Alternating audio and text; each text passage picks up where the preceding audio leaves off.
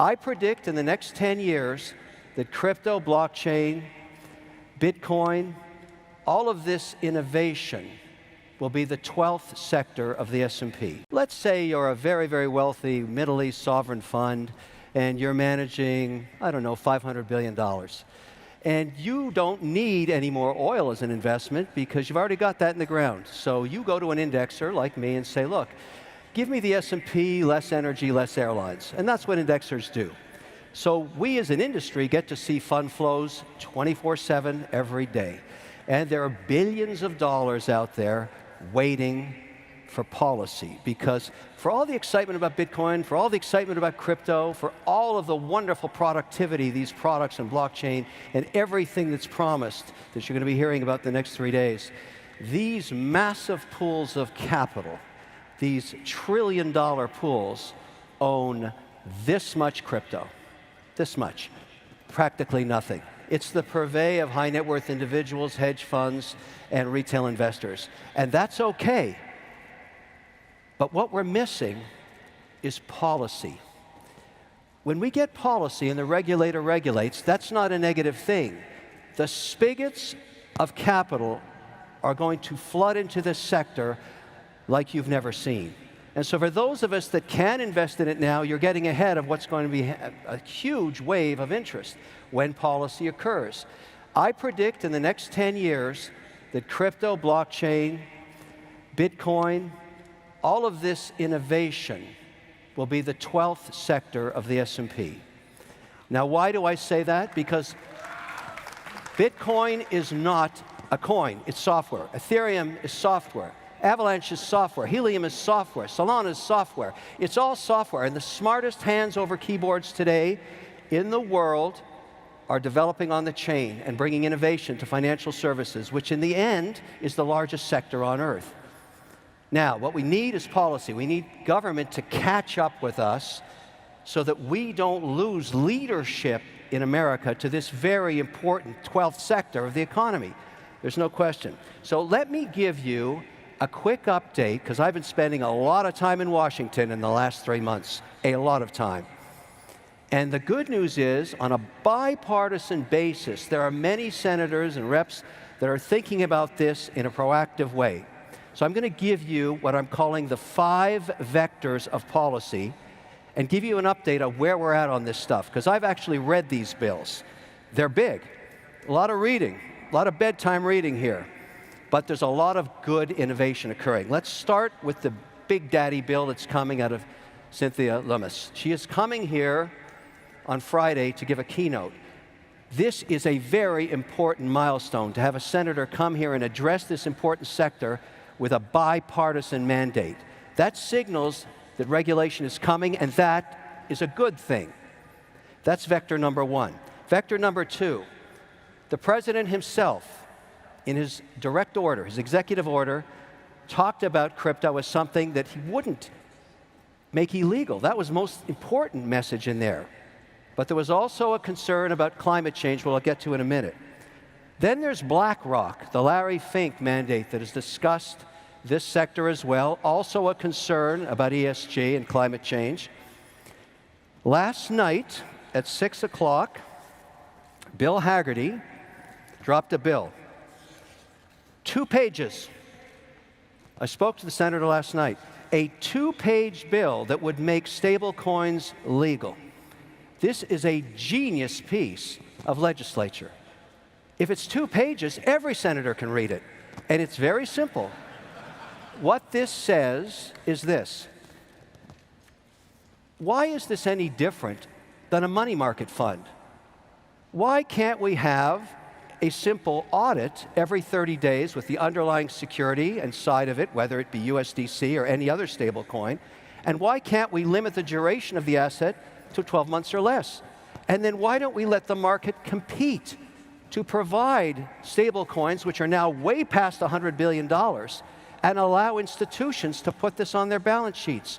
2-page bill.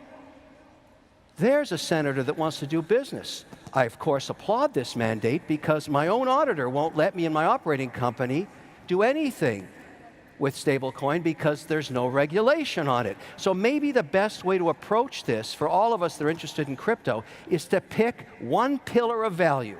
And right now, I would argue that stablecoins are one of the fastest growing asset classes outside of Bitcoin, and help this become policy and law, and watch what happens. And the reason you should care is, if it's backed by the US dollar, it will become the reserve currency of the earth.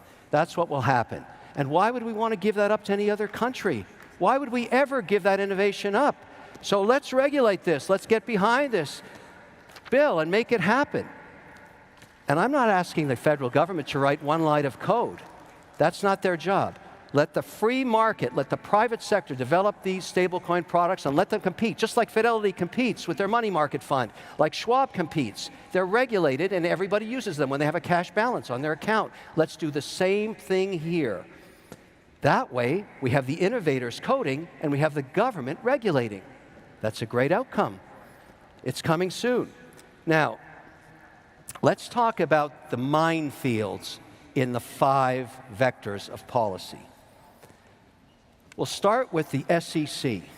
Now, I don't know if you read these memorandums, but a few weeks ago, they started proposing that in addition to financial audits in all companies that are public, in all 11 sectors of the economy, that they have a carbon audit, that they get somebody, if you claim that you're carbon neutral, you're going to get audited every quarter. Now, in the Bitcoin mining industry, where I'm a participant, the way we get carbon neutral is we buy carbon offsets. The problem with a carbon offset is the tracking error is so huge that no public auditor will sign off on those statements. You can say you're carbon neutral, but there's nobody going to sign it at the risk of being offside with the SEC. So if the SEC adopts that policy, that's bad for proof of work. And it's bad for Bitcoin mining, because the first pioneers of this in the US were very concerned about being ESG compliant, and they went to that market. They went to the offset market. 2 weeks ago in the EU, they tried to ban proof of work because they were so concerned about how much carbon it was doing. Now, here's why Bitcoin mining is going to save the world. If this policy gets implemented, because it's also in the ESG mandate that Larry Fink at BlackRock put in place, and it's also mentioned directly deep in the executive order of the president himself. It's a direct swipe at Bitcoin mining. But why is Bitcoin mining good for the earth? Because the next generation of Bitcoin miners, and some of them are represented right here, are starting to work with energy that does not require carbon. Hydroelectricity and nuclear power, wind and solar.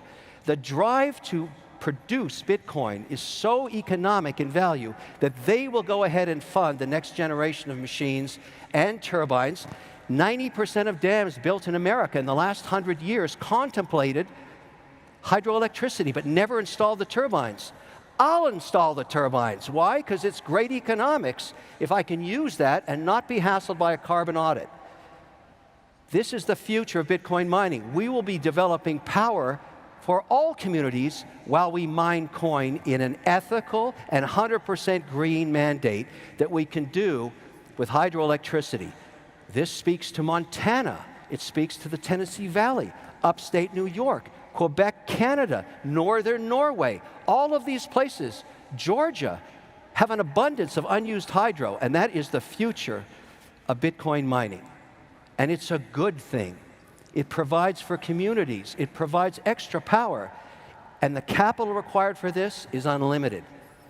Now, the beautiful strategy here is when we get policy, this is the Loomis bill right here, and there's lots of good news in this thing, when we make Bitcoin an allocation for institutions, which they do not have yet, what I predict will happen, they will put between 50 basis points and 3 basis points or 300 basis points into their portfolios. How much money is that? Trillions of dollars. So if you want to see Bitcoin appreciate in value, if you're an advocate like I am, because it's software and it's a property and maybe it's a currency, you want regulation. You embrace this and you stand back and watch the capital